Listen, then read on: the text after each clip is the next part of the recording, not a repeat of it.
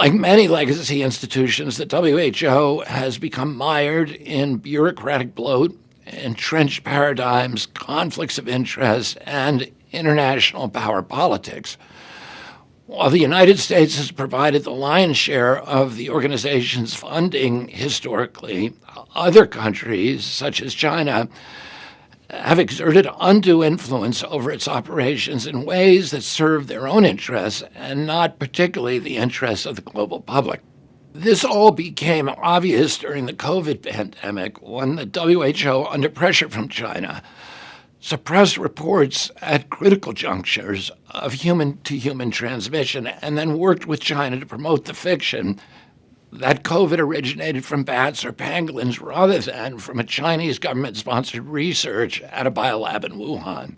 Not only has the WHO capitulated to political pressure from China, it's also failed to maintain an organization characterized by transparency and fair governance by and for its member states.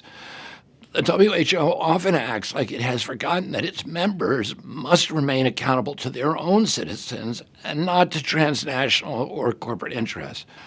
Too often, though, WHO's priorities have increasingly reflected the biases and interests of corporate medicine. Too often it has allowed political agendas like pushing harmful gender ideology to hijack its core mission. And too often it has become the tool of politics and turned its back on promoting health and health security. I urge the world's health ministers and the WHO to take our withdrawal from the organization as a wake-up call.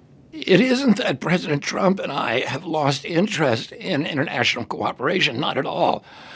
We just want it to happen in a way that's fair and efficient and transparent for all the member states.